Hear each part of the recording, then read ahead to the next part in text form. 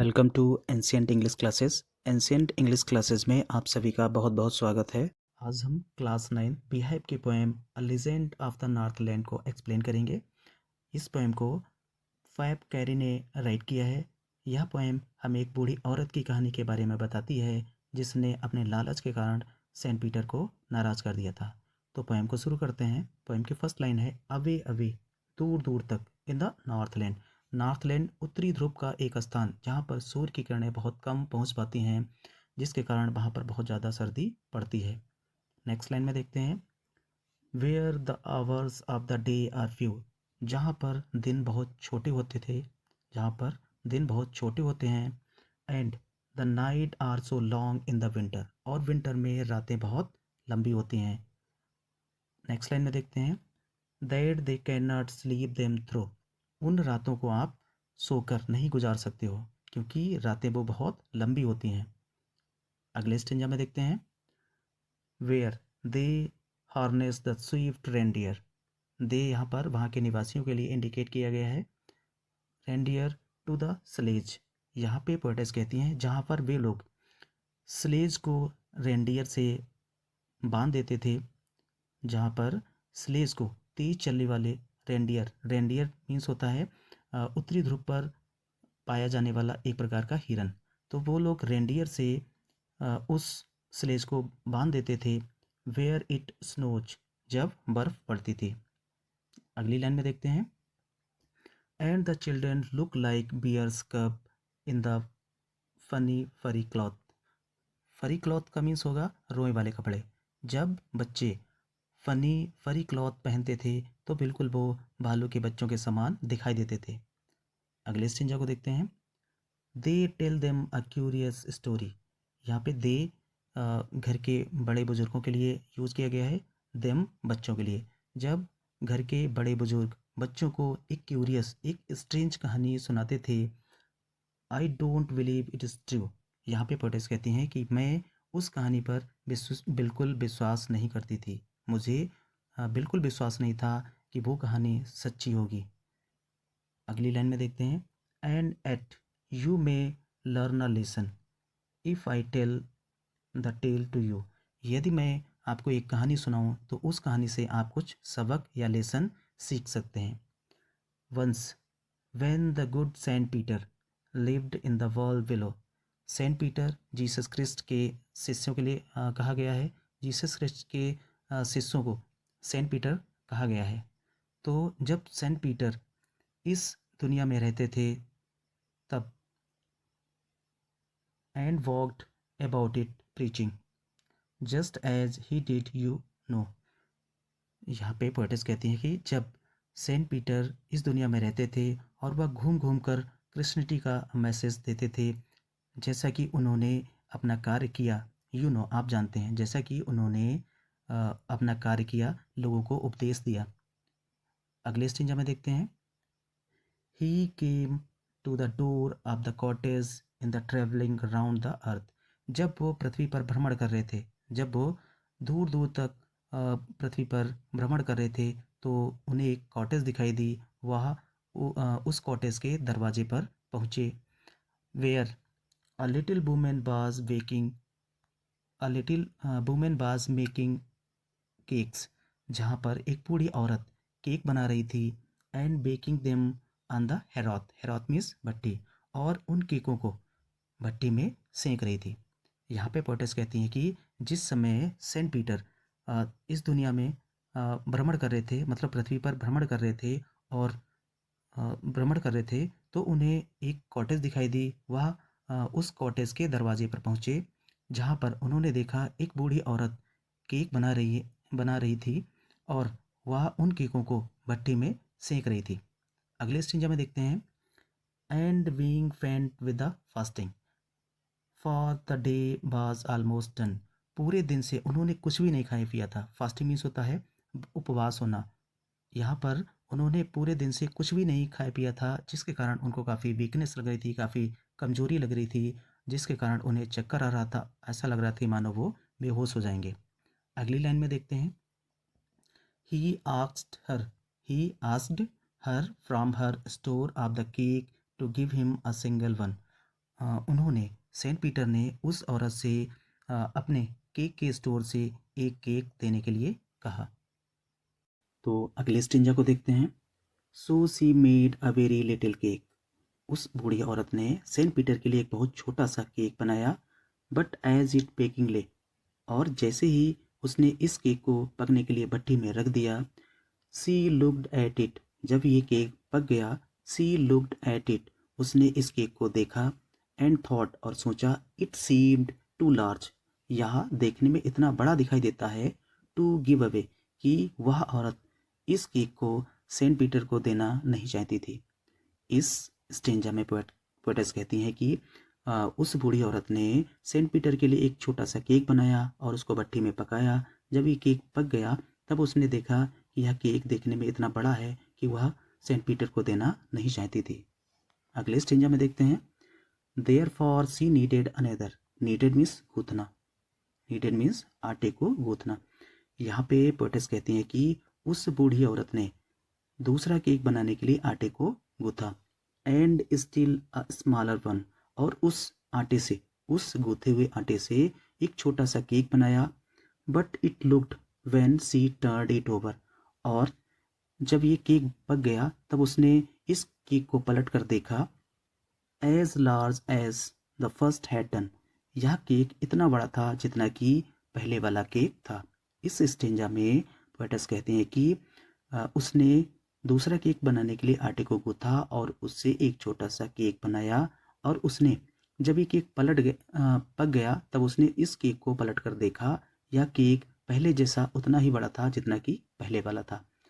तो अगले स्टेंजा में देखते हैं।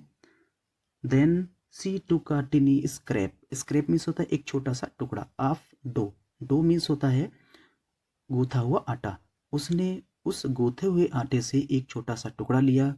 एंड रोल्ड इट फ्लैट, और इसे इतना रोल किया, इतना रोल किया कि जब तक ये फ्लैट नहीं हो गया।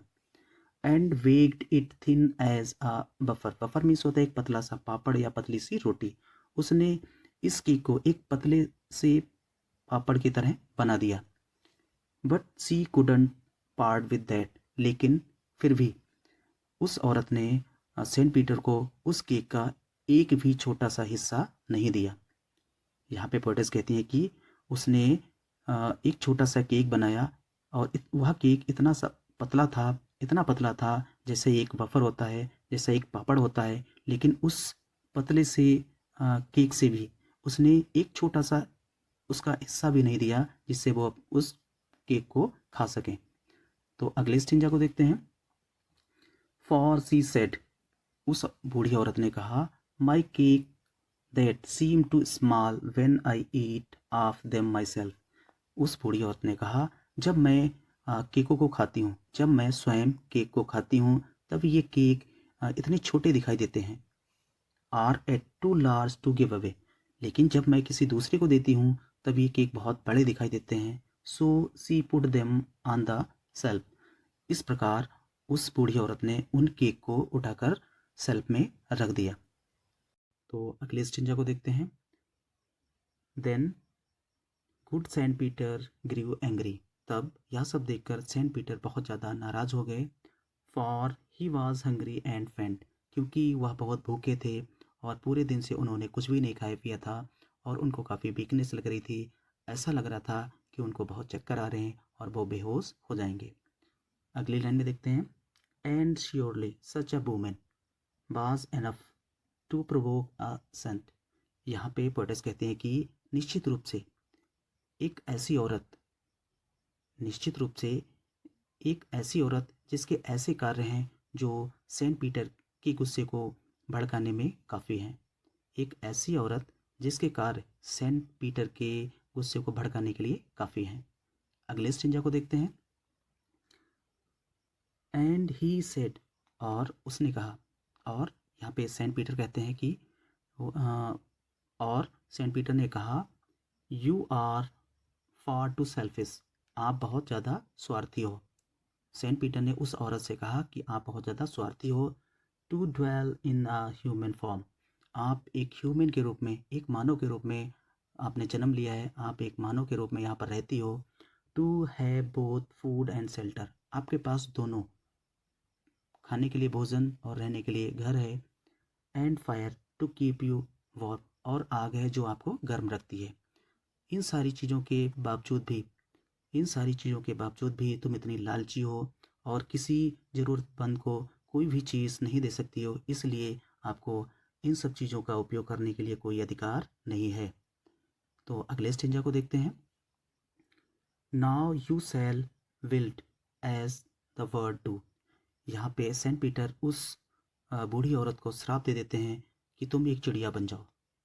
सेंट पीटर उस बूढ़ी औरत को श्राप देते हैं कि तुम एक चिड़िया बन जाओ। तो जो है सेंट पीटर कहते हैं कि जब तुम एक चिड़िया बन जाओगी तब तुम उन चिड़ियों की तरह इतनी मेहनत करके अपना घर बनाओगी, अपना घोंसला बनाओगी, एक एक तिनका जोड़कर अपना घर बनाओगी। उसी तरीके से जिस तरीके से चिड़िया अपना घर बनाती हैं और तिनका तिनका जोड़कर उसको वहाँ पर लगाती हैं और उसको अच्छे से प्रिपेयर करती हैं, तो उसी प्रकार से तुम भी अपना बहुत मेहनत करके घर बनाओगी। And shall get you scanty food. उसके बाद तब जाके तुम्हें इतनी मेहनत करने के बाद आपको थोड़ा सा अल्प मात्रा में खाने को भोजन मिलेगा। अगली लाइन में देखते हैं। By boring and boring and boring all day in the hard dry would. कठोर सूखी लकड़ी में तुम पूरे दिन करती रहोगी, तब जाके आपको थोड़ा सा भोजन मिलेगा।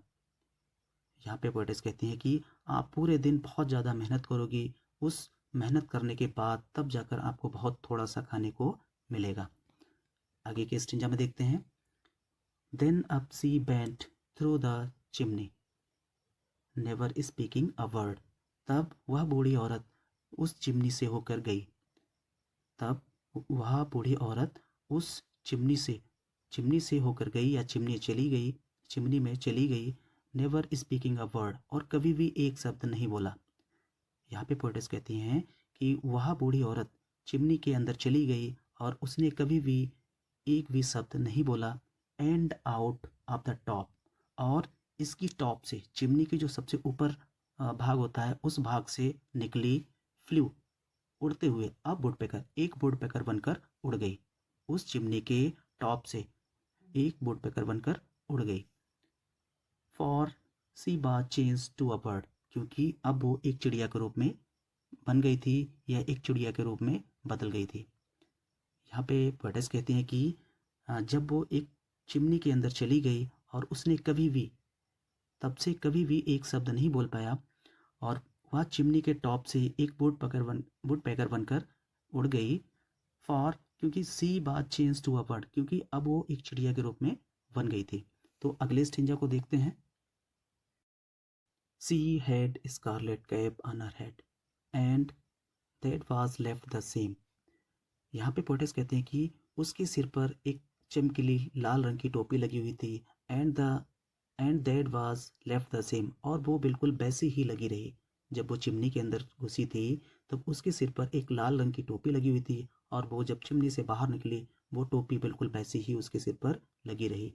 But all the rest of her cloth were burn, लेकिन उसके शरीर के जितने भी कपड़े थे वो सारे कपड़े जल गए थे। Black as a coal in the flame. यहाँ पे पोएटिस कहती हैं कि आग की लपटों में उसका शरीर कोयले की तरह काला पड़ गया था। अगले स्टेंजा को देखते हैं। And every country school boy, और प्रत्येक गांव का पढ़ने वाला स्कूल का बच्चा has seen her in the wood, जंगल में आपको देखेगा।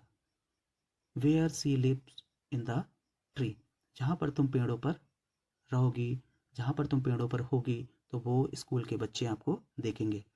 Till this very day boring and boring for the food.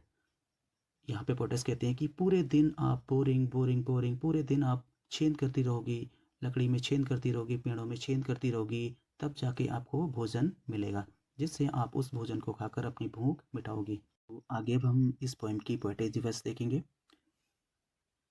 And the children look like bears cup.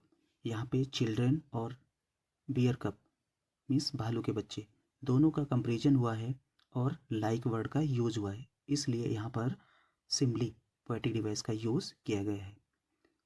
अगली लाइन देखते हैं। अबे अबे, अबे अबे 2 टाइम दिया है, मतलब बार बार रिपीट हुआ है। जहाँ पर जो शब्द बार बार रिपीट होते हैं वहाँ पर रेपिटेशन पोएटिक डिवाइस का यूज़ किया जाता है।